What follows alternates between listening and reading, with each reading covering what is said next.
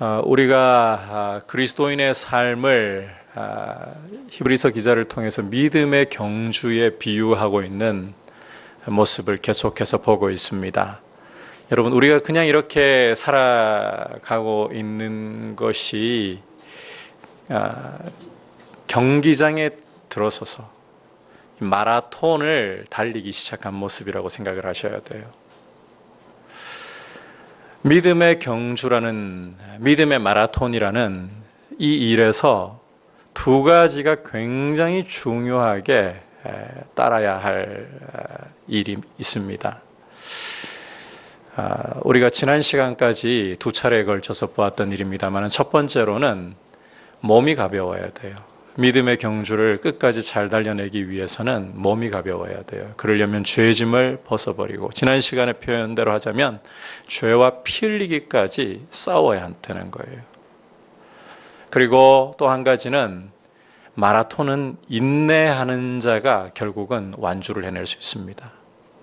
이 인내라는 용어가 쓰인다는 것은 이 믿음의 경주에는 여러 가지 장애물들이 가로막고, 또 우리가 쓰러질 수 있는 여러 가지 어려움들이 많이 곳곳에서 발생한다는 이야기입니다. 하지만 지난 시간에 우리가 보았던 말씀을 통해서 알 수 있는 것은, 우리에게 다가오는 여러 가지 장애물들과 어려움들은 그냥 우리를 걸려 넘어지게, 우리가 그냥 쓰러져 버리고 더 이상 일어날 수 없게 만들고자 하는 목적이 아니라 하나님의 손에서 이것이 우리를 연단하는, 그래서 오히려 주님의 형상을 더 닮아가게 하는 이런 효과를 낳는다는 것을 보았습니다. 그래서 우리는 이 믿음의 경주를 달리면서 죄와 치열하게 싸우고, 또 인생의 고난이 다가올 때에도 오뚜기가 되어야 된다 했죠. 넘어져도 일어나서 또 달려야 되는 거예요. 그리고 우리에게 상처가 나고 다쳤을 때는 보좌 앞에 아버지께 도우심을 구하면서 또 달리는데, 잘 달려야 돼요. 바른 방향으로 달려야 되는 거예요. 예. 어그러진 길이 곧도록 말씀의 방향을 따라 바르게 달려야 되는 거예요. 자, 그런데 이제 오늘 말씀에서는 이 말씀의 방향을 따라서 바르게 달리는 것이 구체적으로 어떤 것인가? 여러분, 성경은 절대로 모호하게 신앙생활을 하도록 우리를 내버려 두지 않습니다. 말씀을 따라서 이 바르게 어그러진 길이 곧게 되도록 달린다는 게 도대체 구체적으로 무슨 의미인가, 오늘 말씀에서 이제 또 구체적으로 보여주고 있는 거예요. 이 말씀의 방향을 따라 바르게 달리기 위해서 구체적으로 두 가지를 우리가 기억을 해야 되는데, 첫 번째는 힘써 따르고 추구해야 될 게 있어요. 첫 번째 같이 한번 따라 합시다. 화평함과 거룩함을 따라야 합니다. 14절 함께 읽겠습니다. 시작. 모든 사람과 더불어 화평함과 거룩함을 따르라. 이것이 없이는 아무도 주를 보지 못하리라. 자, 믿음의 경주를 달리되 바른 방향으로 달리기 위해서 여러분, 모든 사람과 더불어 화평하고 거룩해야 한다는 거예요. 먼저 모든 사람과 화평하라. 자, 우리가 이 말씀을 문맥을 따라 해석을 해야 실수하지를 않아요. 자, 여기서 모든 사람과 화평하라. 세상에 있는 모든 사람과 다 사이좋게 지내라, 이런 이야기를 지금 하려고 하는 걸까요? 우리 그리스도인들이 믿지 않는 사람들과도 화평하게 지내야 되는 건 맞아요. 하지만 오늘 이 말씀에서는 문맥을 보자면 경기장 안에서 함께 경기를 시작하고 달리고 있는 사람들, 이 모든 사람들과 화평하라고 말씀하고 있는 거예요. 다시 말해서 함께 믿음의 경주를 달리는 그리스도인들과 서로 화평한 관계 속에 끝까지 잘 달려야 된다는 거예요. 여러분, 우리가 달리고 있는 이 믿음의 경주는 결코 혼자 달리는 경주가 아니라 더불어 달리는 경주입니다. 더 중요한 사실은 이 믿음의 경주에서 함께 달리는 이들이 경쟁자가 아니라 함께 끝까지 완주를 해야 할 동지들이라는 사실을 기억하는 게 너무 중요해요. 여러분, 믿음의 경주에서는 남들보다 앞서 빨리 골이 내가지고 남들을 이기고자 하는, 이게 목표가 아닙니다. 끝까지 함께 완주를 하는 것. 세상의 경주는 먼저 달려가가지고 내가 남들 다 제치고 우승을 차지해야 돼요. 성공을 해야 돼요. 성취를 해야 돼요. 남을 밟더라도. 하지만 믿음의 경주는 결코 남을 밟지 않습니다. 함께 끝까지 경주를 완주하는 것이 더 중요한 문제인 거예요. 여러분, 우리가 지금 이 자리에 예배를 드리기 위해 나와서 함께 주님 앞에 앉아 있는 우리 믿음의 귀한 형제 자매들 모두가 함께 믿음의 마라톤을 달리고 있는 동지들입니다. 함께 끝까지 믿음의 완성에 이르도록 이 믿음의 마라톤을 완주하도록 함께 갈 수 있기를 축복합니다. 여러분, 신앙생활에서는 누가 낫다 누가 못하다 비교하는 것은 하나님 보시기에 합당한 게 아니에요. 어떻게 하면 함께 믿음으로 끝까지 주님 앞에 설 때까지 잘 갈 수 있을까? 같이 가야 돼요. 자, 그런데 이렇게 같이 가야 되기 때문에 간혹 또 이런 생각을 가지는 경우들이 있어요. 자, 여러분, 함께 이렇게 달려가려고 한다면 옆에서 쓰러지는 사람들이 있을 때 아유, 쓰러졌어? 그래도 나는 일단 완주를 해야 되니까 나 하나 챙기기도 힘든데 그냥 쭉 달려가면 안 되겠죠, 그죠? 그죠? 손잡고 같이 가야 될 거 아니에요. 자, 그러면 이렇게 손잡고 같이 가는 것이 오늘 모든 사람과 화평하라는 이야기를 풀어놓은 말씀인데, 함께 가야 되니까 이런 태도로 가는 건 옳은 걸까요? 옆에 같이, 자, 풀썩 주저앉아서 옆에 사람이 아이고 나는 더 이상 못 가겠다 일어날 생각을 하지 않아요?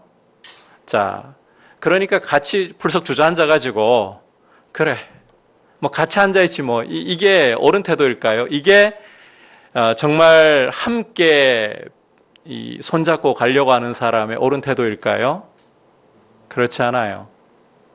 혹은 그냥 이 경기장을 따라가지고 쭉 달리는 게 장애물도 너무 많고 힘들어요. 곁길로 새버릴 때 함께 가야 되니까 나도 같이 곁길로 새버리는 게 옳은 걸까요? 그렇지 않아요. 이것은 모든 사람과 화평함을 구하라는 뜻이 아니에요. 여러분, 우리가 신앙생활을 하면서 교회는 사랑으로 서로를 돌아보아야 한다니까 잘못하는 것도 다 용납하고 받아주고 이렇게 생각하는데 그런 뜻 아닌 거 아시죠?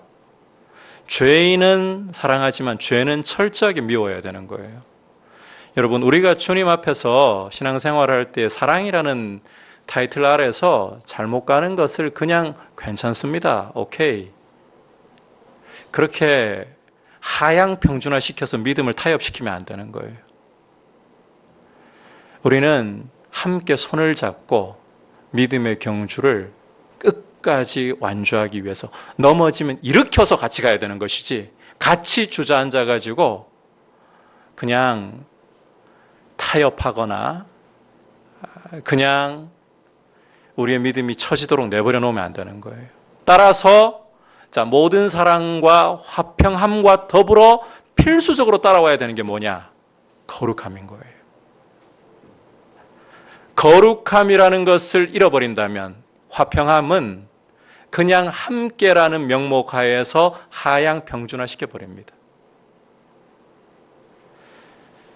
주님 앞에 옳은 것을 추구해야 함에도 불구하고 여러분, 교회가 뒤에서 보겠지만 서로 사랑해야 되니까 성적 타락이 일어나도 사랑이라는 이름으로 덮어서 되겠습니까? 교회가 주님을 바라봐야 되는데 이 돈에 대한 욕심으로 교회 안에 분쟁이 일어났다. 사랑으로 바라봐야 되니까 돈에 대한 욕심을 그냥 방치해서 되겠습니까? 그런 문제들을 그냥 봐주면서 가자는 게 아니에요. 오히려 이러한 것들로 돌이켜서 이러한 것들로부터 돌이켜가지고 함께 거룩함을 향해 나아가야 되는 거예요. 여러분, 거룩함이 없이는 14절 후반부 보시면 뭐라고 말씀하고 있습니까? 아무도 주를 볼 수가 없다라고 말씀하고 있어요.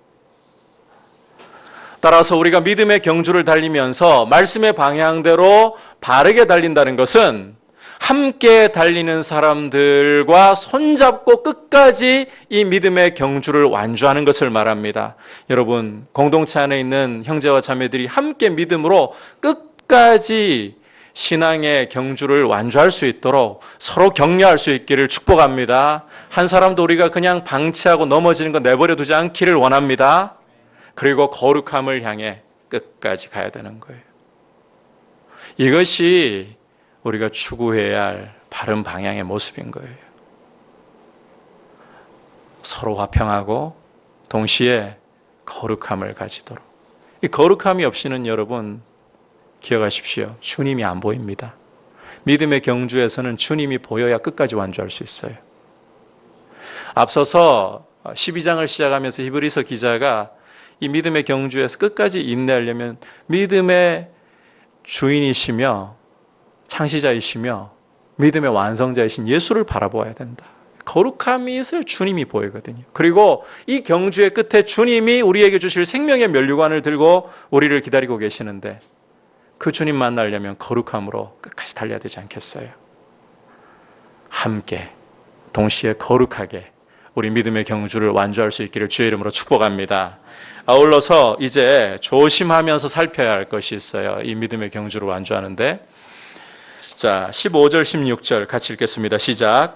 너희는 하나님의 은혜에 이르지 못하는 자가 없도록 하고 또 쓴뿌리가 나서 괴롭게 하여 많은 사람이 이로 말미암아 더럽게 되지 않게 하며 음행하는 자와 혹 한 그릇 음식을 위하여 장자의 명분을 판 에서와 같이 망령된 자가 없도록 살피라. 자, 함께 보신 말씀에서 살피라는 동사의 세 가지가 조심해야 될 것들이 걸려 있어요. 첫 번째는 하나님 은혜에 이르지 못하는 자가 없도록 살펴야 한다는 겁니다. 하나님 은혜에 이르지 못하는 자가 없도록. 자, 지금 계속해서 이야기하고 있는 게 이 믿음의 마라톤은 완주가 중요한 목표예요. 완주가. 그런데 자, 이 믿음의 마라톤에서는 인내가 요구된다는 말이 아까 뭐라 그랬습니까? 중간에 장애물들과 어려움들이 계속해서 일어날 수 있다고 했었죠. 문제는 모든 그리스도인들이 이런 인생의 어려움을 만나고 장애물을 만날 때 그것이 하나님 아버지의 연단의 손길이라는 사실을 알고 인내로 잘 통과해내면 좋은데 가다 보면 퍽퍽 쓰러진단 말이에요. 이럴 때 여러분 일으켜서 끝까지 가는 게 중요하고 낙오되는 사람이 없는 게 정말 중요합니다. 낙오되는 게. 지금 사실은 이 앞선 말씀 14절 말씀과 이게 이중적으로 이게 다른 표현을 쓰는 것뿐이에요. 같은 이야기를 하고 있는 거예요. 이 사실을 기억하셔야 돼요. 여러분, 이게 과거에 우리 목회자들이 정말 잘못 가르쳐 놓은 논리 중에 하나인데, 여러분, 우리가 한번 얻은 구원 잃어버릴 수 있나요, 없나요? 자, 오늘 이 밤에 이거 좀 정리를 분명하게 하고 갈게요. 여러분, 우리가 예수님을 믿고 구원을 얻고 난 후에 이 구원을 잃어버릴 수 있을까요, 없을까요? 지금 헷갈리는 분이 계신가요? 우리가 로마서 말씀을 보면 주님이 주신 구원을 잃어버릴 수가 없습니다. 왜냐하면 이 영광스러운 구원은 그리스도께서 십자가에 보혈 흘려서 이루신 일이고 그리스도와의 연합을 통하여 이루어진 일이기 때문에 여러분 구원을 잃어버릴 수가 없어요. 뿐만 아니라 그 보증으로 성령을 주셔서 우리 안에서 이루어 가시는 일이고 또 하나님 아버지께서 우리를 그 사랑으로 그리스도 안에 있는 사랑으로 붙들어 주시기 때문에 우리의 구원이 안전하다는 것을 로마서에서는 계속해서 강조하고 있고 예수님께서도 요한복음 6장을 보면 내게 오는 자를 아무도 내쫓지 않으리라고 말씀하셨습니다. 따라서 우리가 구원 얻은 것이 안전한 줄 믿습니다. 그런데 반대로 이렇게 한번 여쭤볼게요. 우리 구원이 안전하고 잃어버릴 수 없는 것이라면 이제 구원 얻었으니까 마음대로 살아도 자동으로 천국 가는 거겠죠? 왜요? 이미 얻은 구원 안전하다면서요. 그러니까 구원 얻은 성도는 마음대로 그냥 알아서 멋대로 살아도 당연히 천국에 가는 거겠죠? 어떻게 생각하십니까? 자, 여러분, 실제 과거에 이렇게 가르쳐 놨어요. 하지만 이것은 성경에 없는 논리입니다. 이건 여러분, 제가 이 논리를 설명하자면 이런 것과 같아요. 하나님의 교회 아시죠? 안상홍 증인회. 이 이단의 논리와 다를 바가 하나도 없어요. 자, 이 안상홍 증인회에서 이야기하는 논리를 보면 하나님이 아버지와 어머니 하나님이 있다고 하죠. 그 논리가 왜 나오는 줄 아십니까? 자, 사람이 하나님의 형상을 따라 지음받았다고 하잖아요, 성경에서. 하나님의 형상을 따라 남자와 여자로 지음받았다. 이 안상홍 증인회에서는 거꾸로 유추에 들어가는 거예요. 자, 사람이 남자와 여자로 지음받았고 하나님 형상이니까. 그러니까 하나님도 아버지 하나님, 어머니 하나님. 여러분, 논리가 하나님에게서 인간으로 흘러가는 건 옳은 방향이에요.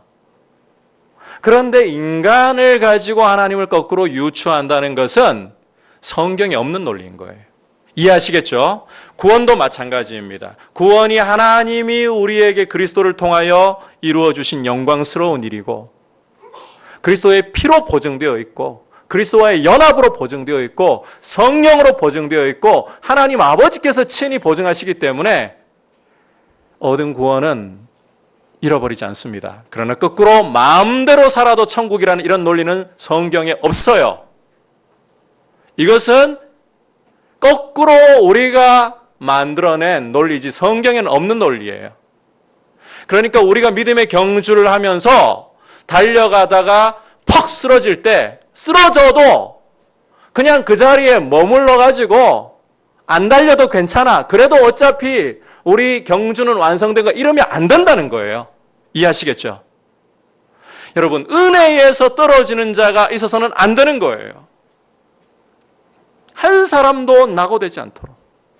여러분, 지상의 교회라는 것은 구원의 공동체입니다. 그러나 구원의 공동체라고 해서 교회에 다닌다고 해서 다 구원 얻은 사람만 있는 게 아니라는 사실을 생각할 수 있어야 돼요. 무엇을 보고 아는가요, 우리가? 무엇을 보고? 끝까지 완주하는 걸 보고 아는 거죠. 끝까지 완주하는 모습을 보면서 하나님이 이 사람을 진정으로 구원하셨고 견인해 주시는 것을 아는 거예요. 우리 편에서 실제로 아는 것은. 입술로만도 속일 수 있어요. 나 예수님 알아요. 예수님 알 수 있죠. 인격적으로 정말 주님과 관계가 있는가? 계속 강조합니다만 성도에게 가장 기본은 예배라고 했잖아요. 구원 얻은 성도로서 하나님 앞에 예배 생활조차 제대로 하지 않으면서 그리고 여러분 성도에게 있어서 정말 중요한 표주 중에 하나는 사랑이에요. 주님을 사랑하고 형제를 사랑해야 되는데 이런 열매를 전혀 안 맺으면서 믿음의 경주를 달릴 때 나와야 되는 모습인데 서로 화평하라고 했기 때문에 동시에 이전에 악하게 붙들고 있던 죄악을 자꾸 버리는 모습들이 나와야 되는데 회개의 열매들이 나와야 되는데 이런 것은 깡그리 다 무시된 채 예배당에 앉아있기 때문에 믿음의 경주를 잘 달리고 있는 것처럼 아니요. 어려운 일 만나면 그냥 똑같이 예수 믿는 사람인지 안 믿는 사람인지 표시가 안 나는데요.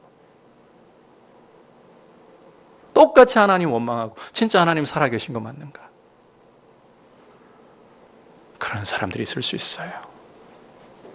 그래서 교회는 함께 구원의 참여하고 함께 구원의 완성에 이르도록 은혜에서 떨어지는 자가 없도록 끝까지 손잡고 가야 되는 거예요.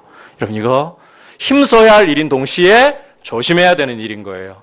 여러분, 함께 주님의 존전 앞에 설 때까지 거룩함을 이루어 나가는 이런 모습 풍성하기를 축복합니다.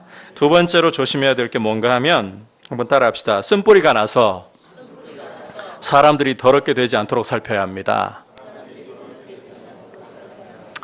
자, 이 쓴뿌리라는 것을 정말 조심해야 된다는 거예요. 쓴뿌리는 이 잡초뿌리를 떠오르게 하는 용어인데 원래 성경의 배경이 있습니다. 신명기 29장 18절인데 이렇게 말씀하고 있어요. 너희 중에 남자나 여자나 가족이나 집하나 오늘 그 마음이 우리 하나님 여호와를 떠나서 그 모든 민족의 신들에게 가서 섬길까 염려하며 독초와 쑥의 뿌리가 너희 중에 생겨서. 이 농사를 지어 보신 분들은 아시겠지만 우리 옥상에 저 텃밭 있으니까 아시겠지만 텃밭 저거 그냥 농작물 씨 뿌리고 모종 심어 놓으면 알아서 잘 자라던가요? 아니죠. 저기에 꼭 저 뿌리지도 않은 잡초가 얼마나 잘 자라는지 안 돌보고 내버려 두면 잡초가 하나 딱 올라오기 시작하면 그 다음에 뭐가 빠릅니까? 잡초가 빠릅니까? 농작물이 빠릅니까? 잡초가 뿌리 얼마나 쉽게 뻗고 얼마나 번식력이 강한지 교회도 마찬가지인 거예요. 교회도 거룩함을 훼손하는 이 잡초와 같은 모습들이 공동체 안에서 일어날 수 있다는 겁니다. 언제든지 일어날 수 있는 위험이 있어요. 언제든지. 특별히 신명기 29장 18절로 다시 돌아가서 이 쓴뿌리에 대한 부분, 이 잡초라는 이게 도대체 공동체 안에서 무엇을 구체적으로 의미하는가? 신명기 원래 배경으로 들어가 보면 우상숭배예요. 여러분, 교회가 우상숭배에 빠질 위험이 항상 있습니다. 아니, 우리가 하나님을 섬기고 있고 그리스도를 주인으로 모시고 있고 또 뭐 특별히 뭐 갓바위 같은 데 올라가서 절하는 것도 아니고 집에 신상을 만들어 두는 것도 아니고 무슨 우상숭배예요. 여러분, 우상숭배라는 게 그냥 신상 없으면 우상숭배 안 하는 건가요? 절에 가가지고 절 안 하면 우상숭배 안 하는 건가요? 사도 바울이 우상숭배를 뭐라고 말씀했습니까? 우상숭배의 뿌리에 뭐가 있다 그랬습니까? 탐심이 있다 그랬죠. 하나님보다 돈을 더 사랑하면 우상숭배인 거예요. 하나님보다 우리의 취미가 더 좋아가지고 취미생활에는 열심히 빠져서 살아가는데 하나님 찾는 일에는 뒷전이에요. 우상숭배인 거죠. 공동체 안에 여러분, 현대판 우상숭배는 언제든지 고개를 듭니다. 이 우상숭배라는 것은 방치하는 순간에 독초와 같이 엄청나게 자라서 믿음의 열매를 맺는 것을 방해하려고 합니다. 쓴뿌리가 나지 않도록, 쓴뿌리가 퍼지지 않도록 이것은 늘 살피면서 속히 뽑아내야 되는 문제인 거예요. 특히 여러분께 강조하고 싶어요. 오늘 새벽에 또 말씀이 이 레위기 35장 말씀을 보면서 여러분께 한 가지 말씀드리고 싶은 것은 재직 세미나 때도 이 이야기를 한번 드릴 겁니다만 여러분, 헌금 생활에서 주님께 인색하시면 안 돼요. 특히 오늘 수요 예배니까 좀 편하게 말씀드릴게요. 그리스도인이 11조 생활에서 소홀하면 안 됩니다. 11조라는 것은 내가 얻은 소득의 10분의 1을 주님께 드리는 거잖아요.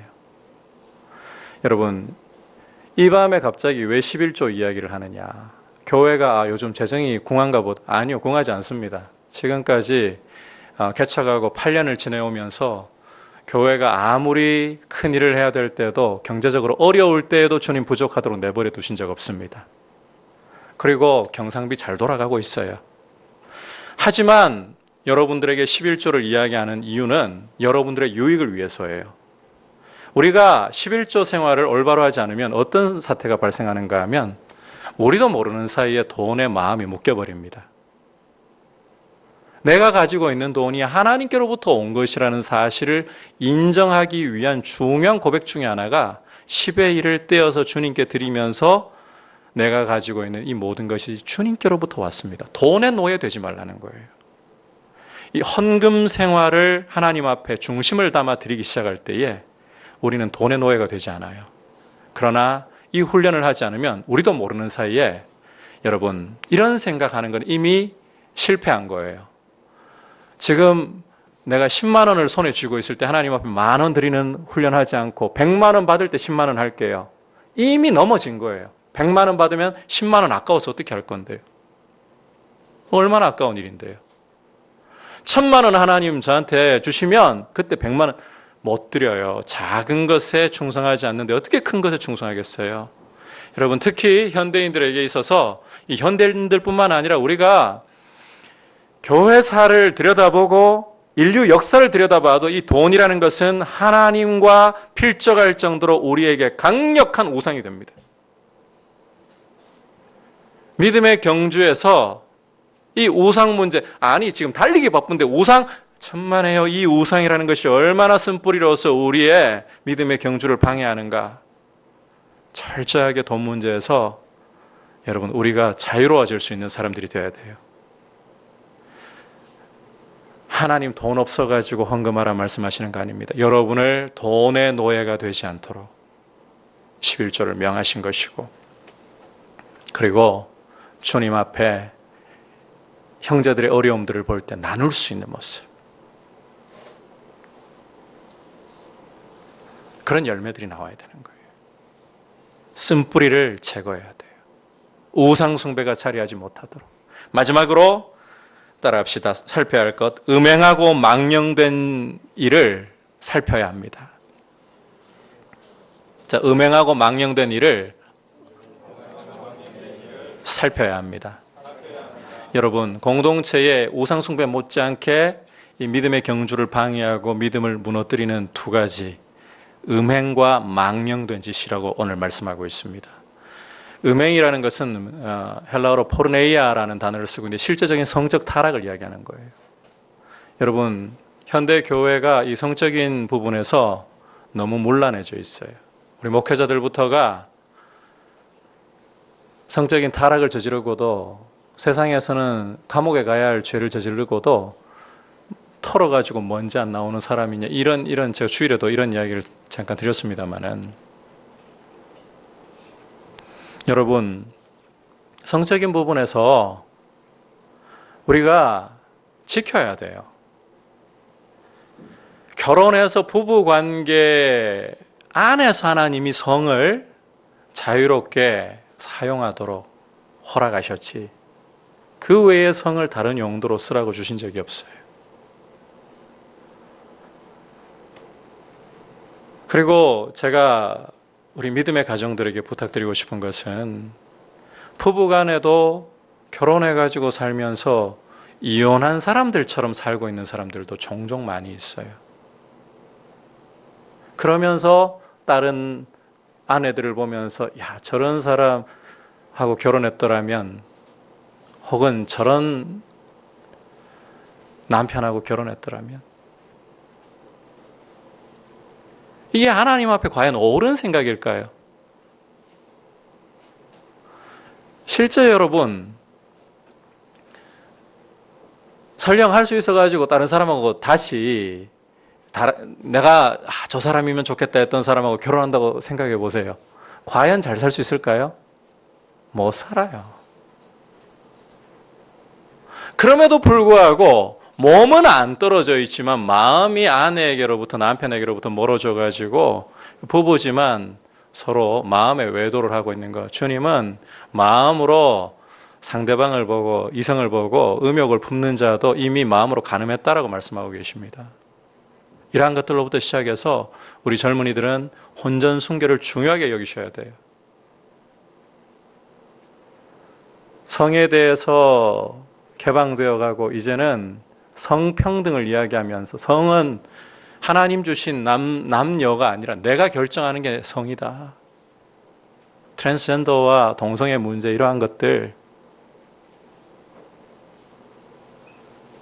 여러분, 미국은 합법화 해버렸잖아요. 우리나라도 과연 얼마나 버텨낼 수 있을까 우려되는 부분이죠. 성적인 타락이 이게 쾌락을 대변하는 대명사입니다. 교회 안에 이런 쾌락이 자리를 잡으면 안 된다는 거예요. 아울러서 이 망령된 짓이라는 것은 이 대표적인 실례로 에서를 들고 있습니다. 여러분, 에서의 특징을 설명하기를 한 그릇 팥죽을 위해 가지고 장자의 명분을 바꿔 먹어버린 것을 대표적인 예로 들고 있어요. 여러분, 한번 상식적으로 생각을 해보세요. 한 끼 먹으면 없어질 그 팥죽이 중요합니까? 아니면 아버지로부터 두 몫을 받는 게 더 중요합니까? 여러분 같으면 뭐 택하실래요? 예? 한 끼 금식해야지. 차라리 그냥 죽겠다 싶어도 실제 그렇게 안 죽거든요, 사람이. 아니, 아버지로부터 두 몫을 받는 이 장자의 명분을 선택하는 게 이게 정상이고 지혜로운 거 아닌가요? 근데 그 순간 눈이 헷가닥 돌아버린 거죠. 근데 그게 단순히 아버지로부터만 두 몫을 받는 게 아니라 하나님으로부터 복을 받아 그 복을 흘려보내는 통로가 되는 이런 영광까지도 같이 날려버린 거예요, 에서가. 그래서 망령된 자, 이걸 우리가 조금 더 쉽게 이해하도록 하면 어리석어도 이렇게 어리석은 자가 없다는 거예요. 여러분, 우리는 예수 그리스도를 믿음으로 믿음의 경주를 달리고 있다는 것은 영원한 하나님의 나라, 꼬린 지점에서 우리가 영원한 하나님의 나라를 상속할 것을 바라보면서 달리고 있는 거예요. 하나님 나라의 장자권을 우리가 이제 실제적으로 누리고 실제적으로 하나님 나라를 차지할 것을 생각하면서 달리고 있는 거예요. 근데 이 달리다가 목마르다고 여러분 물 한 통하고 하나님 나라 바꾸실래요? 마라톤 하다가 배고프다고 그냥 한 끼 식사하고 에서처럼 장자권을 바꾸시겠어요? 여러분, 우리가 믿음 생활을 하면서 썩어질 것들을 위해 가지고 여러분의 인생의 성취와 소유와 사람들의 인정을 위해 가지고 하나님 나라의 장자권을 함부로 희생하는 일을 해서는 안 된다는 거예요. 어리석음의 대명사인 것이고 오늘 말씀의 용어로 표현하면 망령된 짓이다. 이런 것들이 공동체의 믿음을 부패시켜 버린다는 겁니다. 조심해야 되는 거예요. 여러분, 믿음의 경주에서 바른 방향으로 달리고 있다는 것은 오늘 말씀 한번 정리 다시 해봅시다. 적극적으로 함께 달리고 있는 이들, 손을 잡고 끝까지 완주하는 화평함. 여러분, 공동체 안에서 서로 돌아보면서 서로 믿음으로 격려하는 이런 믿음으로 서로 사랑을 권면하고 믿음으로 거룩함을 권면하는 이런 손잡고 가는 공동체의 모습을 이루어 나갈 수 있기를 축복합니다.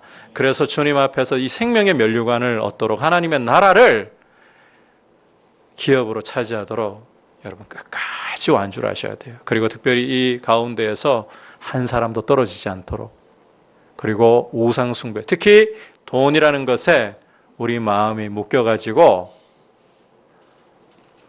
돈을 하나님 자리에 올리지 않도록, 그리고 성적인 순결과 또